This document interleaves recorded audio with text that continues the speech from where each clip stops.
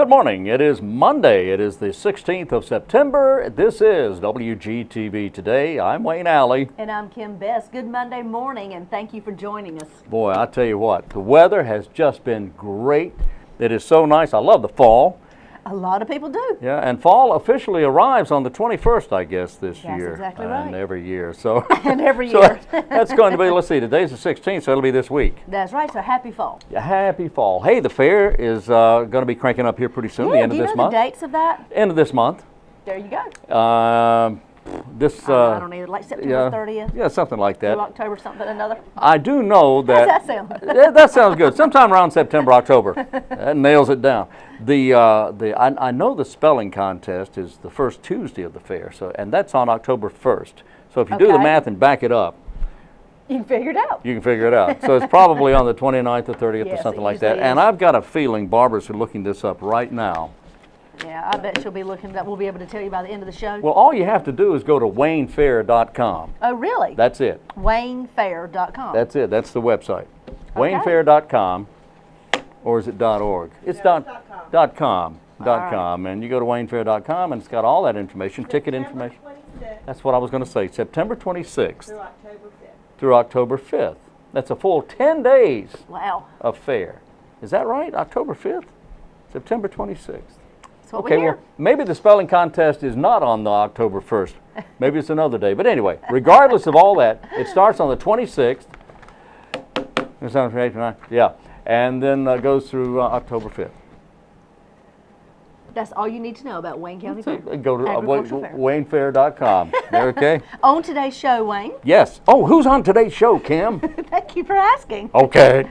We have someone here talking about communities in schools. Quite exciting information they're going to be sharing. Oh, boy. Okay. That's good. Then we have Paige Lerner here talking about our crime of the week and how we need the community's help. Sergeant Paige Lerner, the That's Goldsboro exactly Police Department, right. and Crime Stoppers. And there's a new program that is being implemented at Wayne Community College. We have a guest in today who is that department head to share what is happening with the new program at Wayne. So stay tuned. Great. That's great. I have a note right over there. The Shriners Fish Fry, speaking of October, gets underway October 11th. Well, that's right around the corner. I can't wait. That's one of my favorite You do things. love that, I don't you? love the fish fry. Number one, most importantly, is that all of the money that's raised from all the net proceeds from the October or the fall fish fry, all of the proceeds, the net proceeds, will go to the Children's Hospital, the Shriners Children's Hospitals. It's a tax-deductible donation of $7 per plate. Fried fish, coleslaw, potato salad, and hush puppies. And if you eat in at Herman Park Center, you get iced tea with that or water. And there's also a dessert table there as well. Okay, so now there's a little bit of a change this year. There's an event going on at Herman Park, so they're not going to have the drive-through at Herman Park. But you can drive through Herman Park Center, you can eat in at Herman Park Center, or you can pick up at Herman Park Center. Also in Mount Olive, right across from Mount Olive Center on Highway 55 there. And it all starts at both locations at 11 a.m. and goes till 2 p.m. for lunch, and then for dinner at 4 p.m. till 7 p.m. It is one of my favorite events. In fact, don't tell anyone. Okay. But I eat lunch and then I go eat dinner at the other place. He's a fishy guy all day long. I am fishy. October the 11th. Mark your calendars. That's right. That's right. I want can't you wait. to support the Shriners Hospitals. That's right. And on this day, the year was 1620. It was the Pilgrims set sail from jolly old England on the Mayflower. Today, this day, 1620. And then they landed actually by accident in Massachusetts. Kind of by accident. Anyway, you ought to read the story. Find out about the Mayflower. Not everyone on the Mayflower were pilgrims. They just kind of hitched a ride on the Mayflower. And they ran out of beverage. oh, they did. They did. So they had to land somewhere and get beverage. That's all I'm going to say about it. You need to read the book. It's a good story. Well, everybody stay tuned. We have 3 great interviews, and we will see you in just a few minutes.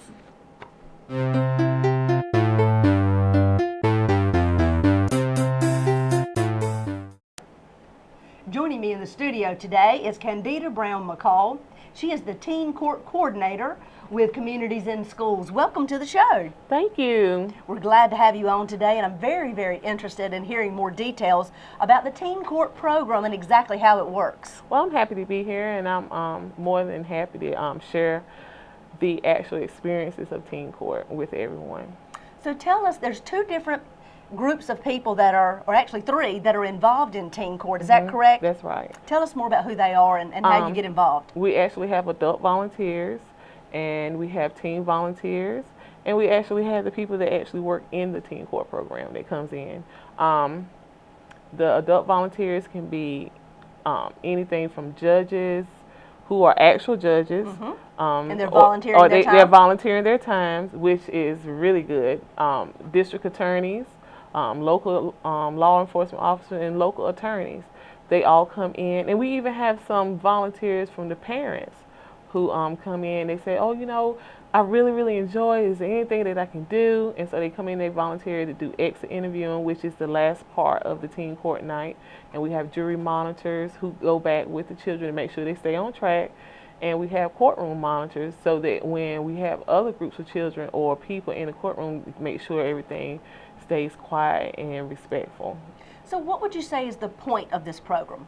Well, the basic point is to let children know that when you do something wrong in society, that you have repercussions for it.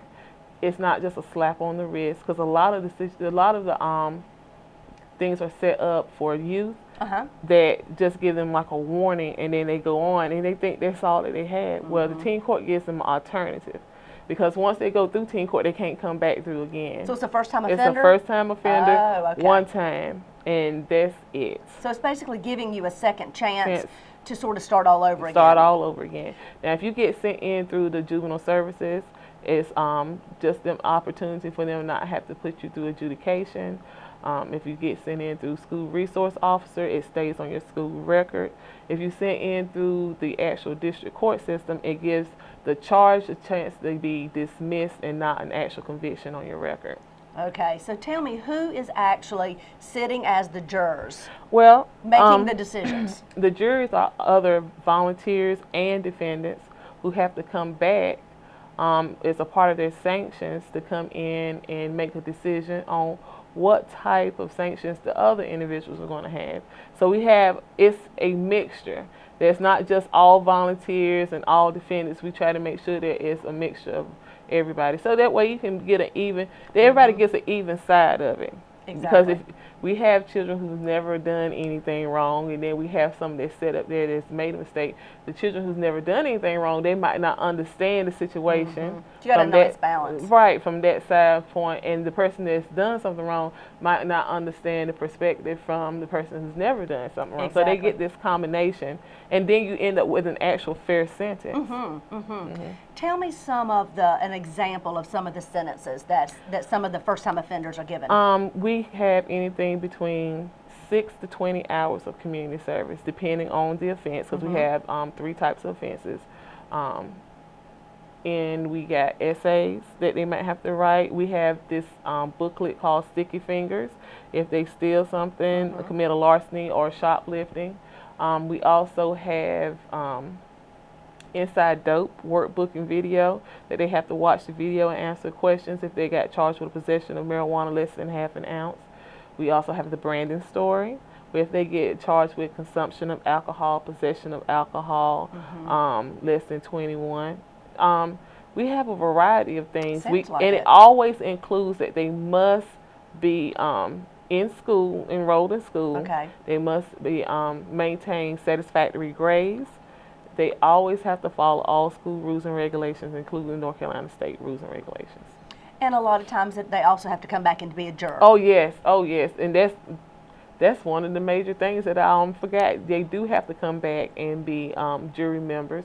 It can be anywhere from 1 session of jury cases or up to 8 cases, depending, like I said, on the offense. What the offense is. How often do you have the teen court?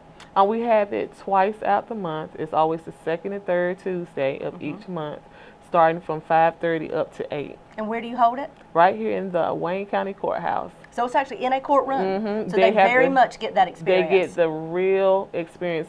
And when they get on that witness stand, oh, you should see their faces, because they've never had that experience for the most part. This is first-time offenders. This is a first-time offender, so they did not know how serious it could have been, because right now they've been set up by sanctions for by their peers. But if they actually had to go to an adult court and had to sit up there, it could be much worse. You're talking about somewhere between 25 to 72 hours. And that comes with community service fees, court costs. You might have probation fees. And by us being a nonprofit, we don't charge for any of that. So it really is giving a first-time offender an opportunity to see how serious their actions were, but also an opportunity to be able to change their life and change their behavior and do make things amends differently. for it. Make amends. I have so many young people come back to me maybe a few years later when they're getting ready to graduate, and they need my recommendation so that they can either get a job or even get an apartment. Or go into the military because they've gone through the program. They've gone through the program, right? But the main part is that they completed successfully. Right. Oh my goodness. Now the ones that don't complete successful, they get returned back to the school resource officer, and it's between the school resource officer and the school administrators whether or not they want to further that, either keep it on their files and know that they can't go back, or they can actually send them to juvenile service or district court. With the district court, if they don't complete, they get a guilty conviction on their records, and that's really not a good thing in today's society. You're exactly right. And with the juvenile services, they have it listed as, you know, this would not be an opportunity for you anymore. If you have to come back through, now we go straight into other sanctions. Goodness. So this program is funded through communities and schools. Right. We are so blessed to have this right here in our county and in our city. You're right. Because it really does give these first-time offenders an opportunity to see what they've done wrong, make amends, and start all over again. It gives them that opportunity. It really does. It really does. Not many. I know that we didn't have it when we was coming up. If you made a mistake, you made a mistake, and you had to deal with it. Right. There was no second chances, unless the judge felt like they wanted to give you a second chance. But in this opportunity, every child that comes through there usually completes successfully. I want to say that we had within the last year at least 89% chance that is wonderful. Of a rate of completion. Satisfactory completion. And then on the flip side of that, you have the youth that are participating in this as volunteers. And they are getting a lot of job shadowing, on the job type experience. We actually had one of our little girls who came in, and she actually started shadowing with one of our attorneys because she was so adamant about that's what she wanted to do. So she started shadowing with one of the attorneys that was one of our judges in teen court. But they get that experience.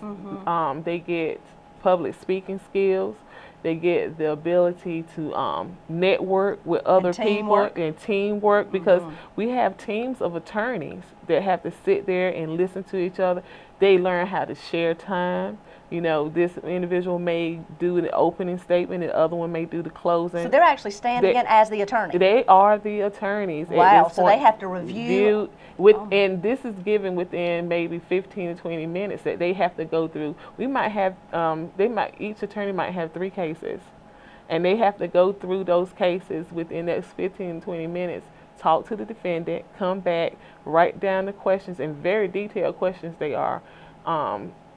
Go back and be prepared to present to the judge and to the jury the cases. And defense cases, they're a little bit more serious because they have to do more talking to the defendant. Well, what a fantastic opportunity this could be. And they are so good. We had one little girl that, when she first came in, she had to be escorted by her mother because she was really quiet. Now she's one of our top attorneys. What a transformation. Just asked her one day, she's like, no, I can't do it, Ms. McCall. So yes, you can. And she did, and she's doing an excellent job. So she's still involved? She's still there. Well, what age groups can get involved in the Teen Court Volunteer Program? We actually start them off between the ages of 13 up to 18. Okay. You just have to be enrolled in school? Enrolled in school. Public and private? As long as it's in school. Okay, in our community. Yes, and they even have homeschooling. Okay, fantastic. What they have, if you're coming in as under 13, if you're coming as a volunteer, you can get a teacher or a mentor to sign off for you. We do have paperwork set up for that recommendations. So we take them as young as 12. Okay. We have a lot come sit in from 10 to 11, and they can't wait until it's their time because they want to participate. So if somebody wants to get involved, if somebody's watching this interview right now and they want their child or their grandchild to get involved in this particular program, who do they need to call or where do they go? They can call to the Communities and Schools Teen Court office, and the number there is 919-735-1432, or they can send an email to teencourt2@ciswayne.org. Wonderful. That sounds great.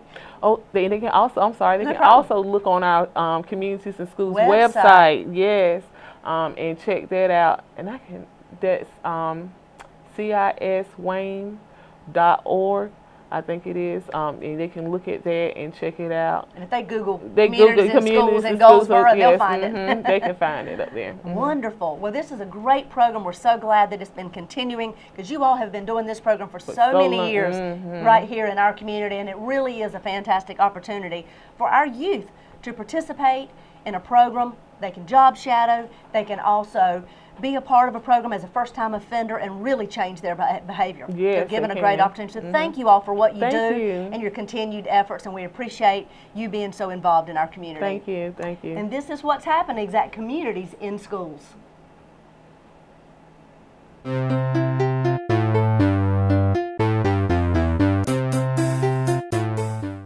Joining me in the studio today is Miss Jan Bradley.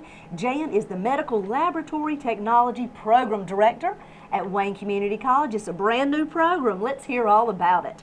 Hi, Jan, and welcome to the show. Hi, thank you very much for having us today. We are glad to hear about this. With our new program and love to get all the information out to the public. I bet so. So it's called Medical Laboratory Technology, and it's a degree program, correct? Yes, it is. So tell me a little more about what this job actually means, or this degree. Okay. There are various places that an MLT could work after they get their degree. Most of them will be in a hospital or larger doctor's office. They also can work in reference labs, government labs, research labs, those kind of areas. But they would be a part of a team of pathologists, technologists, and technicians that provide information to physicians to aid in diagnosis, monitoring, and treatment of disease. Well, how did this program come about at Wayne Community College? Well, actually, it's been requested by local employers. So the job outlook is looking really good. They were having problem filling some of their positions. So the college always tries to be responsive to our local employers to fill the job openings that they have. And this is exciting and brand new, and people can enroll and be a part of this program starting this spring, correct? Yes, we will be starting to take the applications September the 2nd, actually, and through November the 7th, I think it is. And the class will actually start in the spring, so early January. Wow, this is a wonderful opportunity right here, brand new at Wayne Community College. Well, tell me more about the actual curriculum and the training they'll receive. Okay, well, it's a 2-year degree, it'll be 6 semesters. The first year takes place on the campus. We will have a lot of lectures and also some hands-on lab. So they actually get to use some of the instrumentation that they'll see once they get to their clinicals. Then the second year is a combination of those kind of things, and they also will go out into the community. Area hospitals, we're using Wayne Memorial, will be one of our big clinical sites, and several other local hospitals have graciously agreed to help us with our students. So they will be doing clinical rotations and kind of get their hands wet and see exactly what it's like. That sounds like you all got it worked out nicely. Well, tell us about this particular MLT. Tell me about nationally. This is ranked pretty high in the jobs that people are looking for, correct? It is. U.S. News and World Report, every year they rank the top 100 jobs, and MLT happens to fall at number 39. So it's pretty high. We're really glad about that. They look at the salary outlook, the job outlook, the working conditions, and those kind of things to use in their ranking process. Well, tell me more about what someone could expect, a salary range. Okay. According to the Bureau of Labor, currently the average for MLTs is around $39,000. That includes newly graduates and people with experience. Locally, a new graduate with no experience is probably can expect around $32,000 a year. Okay, and then work up to the 39. Yes. Possibly. Wow. Tell me about so you're saying the employment sounds pretty good. Tell me more about that outlook. Okay. Well, as I said, the employers around have job openings that they have had difficulty with filling. So they have requested that we do this program. And the U.S. Department of Labor estimates that they'll see a 15% increase in job openings in the coming years. Oh my goodness, so it's definitely needed. It's been requested. You all are listening to that request. You're offering this 2-year program right here at Wayne Community College. how better to get enrolled in a program that you already know jobs are sitting there being requested. Right. And to be able to be Exactly. certified right here at Wayne. That's fantastic. That really is. So tell me more about the applications. Okay, we will, because it is a limited admission program, there is an extra application part of the process that happens, and that will be starting in September 2nd. Okay. So just a few weeks away, we'll start doing this application process. And then we'll be accepting students through that process to start in the spring, early January. So wow, if you're interested, you need to get on board quick. Yes, and that application packet is available on our website, waynecc.edu. Wonderful. And that's the MLT. Yes. Well, tell me more about scholarships. Are there some available? There are definitely scholarships available through various there's various financial aid methods available. One that we're really excited about is the Top 10 scholarship that's being granted, and that is an annual scholarship that covers the full cost of in-state tuition and any kind of required supplies. And How so our nice. program has qualified for that for the coming year. So is that a program or a scholarship that you can find on the Wayne Community College website? Yes. So you just look for Top 10 Scholarship. That's the name of that one. Yes. Well, tell me one more time about some places of employment that we can expect to see these graduates, because we expect graduates right here from Wayne in 2 years. So tell me where in our community we'll see them again. Okay, well, our largest employers are going to be hospitals. So, for instance, Wayne Memorial, Johnston, Smithfield, Wilson, the various counties around will have hospitals that will definitely be hiring MLTs. Also, areas like LabCorp, different kind of reference labs around. Some of the larger physicians' offices that have their own labs in-house will be hiring those. Cherry Hospital hires MLTs. So there are various areas around. Well, if someone is out there and you're listening right now to this and you are interested in pursuing a medical degree and you feel like this would fit for you, give them a call. Jan Bradley, give her a call right at Wayne Community College. Can you tell us that phone number? Yes, my number is 919-739-6781. Medical Laboratory Technology Program, 2-year degree, starts in the spring. If you're interested, go ahead and get that application ready and get those scholarships and that financial aid ready to start in the spring. Well, congratulations. Okay, thank you very much. We are thrilled to have one more fantastic degree offered in our community, and thank you for heading that up and directing it and keeping this moving forward. Right, and thank you for the opportunity to get the word out. Absolutely, and that's what's happening at Wayne Community College.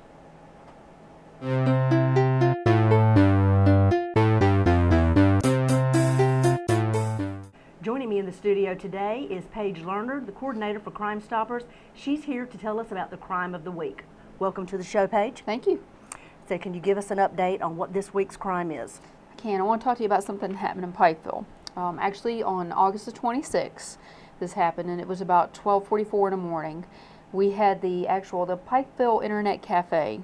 They were closing up and doing their banking and closing for the night.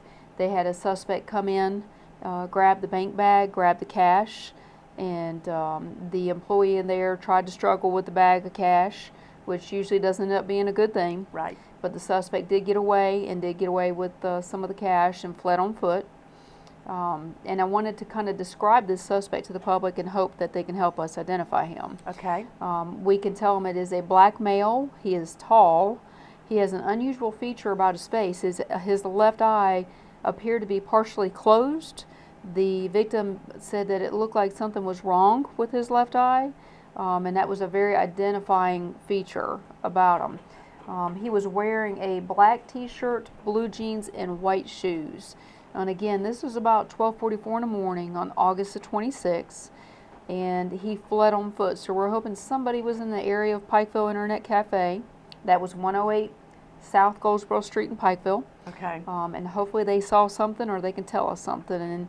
And obviously the best thing to do for them is call Crime Stoppers, and they can reach me at 735-2255, or they can text me at 222-4230. Wonderful. If you have seen or heard of any of this information that Paige Lerner has just shared with you, please give them a call. We need your help and your assistance. This is the crime of the week. These are the details. Call Crime Stoppers. The number is below us. You can text as well, and you tell us what the text number is. It is 222-4230. We need your help, and this is what's happening with Crime Stoppers in our community.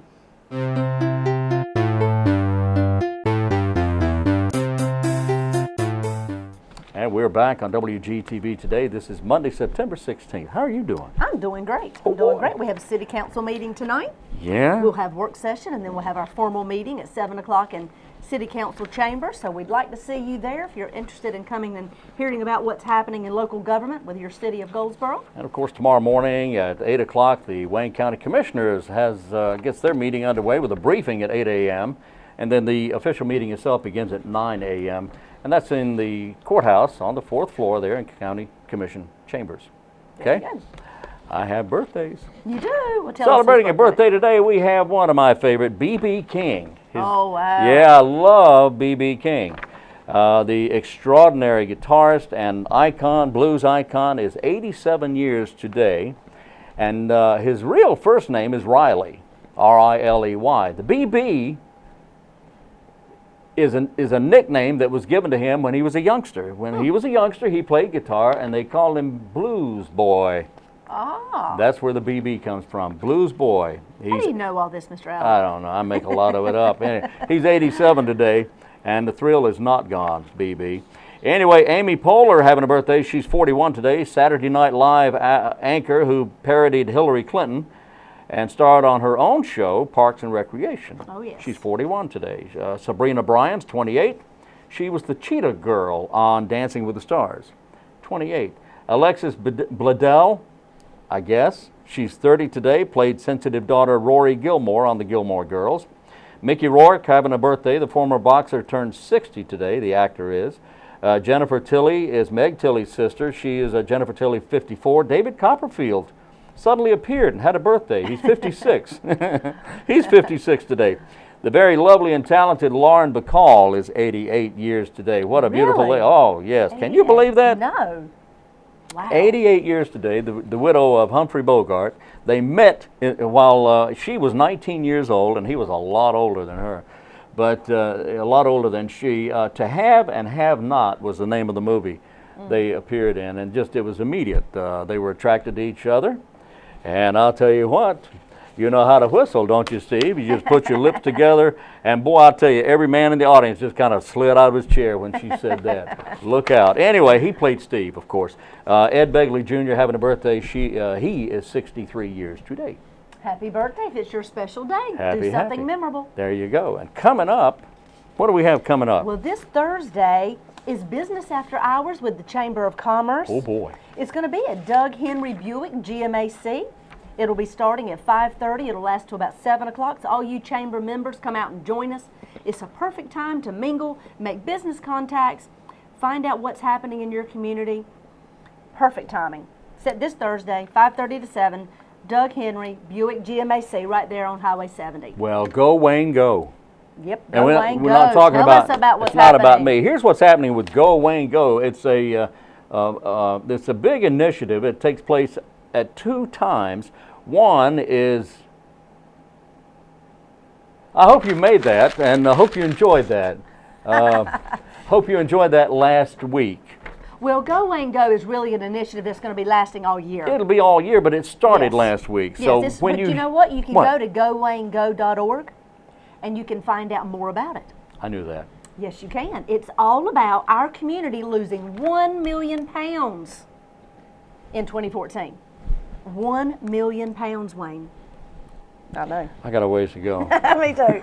But you can go to gowaynego.org and find out more details about it. This is a community-wide initiative about eating healthy, being healthy, getting out, moving more, and documenting it so we as a community can show how much weight we're going to lose. I knew that. How about that? Yeah, that's good, what she said. There's lots of resources on that website to give you details about how to lose weight and how to eat healthy. What's that website again? gowaynego.org. I actually went recently to that website. You did? And went under the resource page. Yeah. You can click on one of the links and it'll take you to a beautiful PDF form that you can print out a list of healthy snacks, healthy lunches, healthy dinners, healthy beverages. Oh boy. And it gives you beautiful colored pictures and all kinds of details on what to do when you go to the grocery store, what aisles to stay away from. Oh, yeah. I know what I'll stay away from. Yeah. So just visit that website and you can learn more about how to stay healthy and how to participate in losing 1 million pounds in 2014. So if you didn't make the meetings last week, that's okay. Yes. GoWayneGo.com. Or org. Or org. Okay. All right. I guess that's it, I right? believe Who's on that's all tomorrow's for Who's on today. tomorrow's program Let's there, Kim? see. Tomorrow we have Tyler from the Cooperative Extension coming to talk with you just a bit. Yes. And we also have Kate Daniels from the Chamber of Commerce finding out what's happening in our community. All right. Well, join us again tomorrow. We'll be right here, same time, same location, right here. And I hope in the meantime you have yourself a fine day. In the meantime, until tomorrow, I'm Wayne Alley. And I'm Kim Best, and this is what's happening in your community.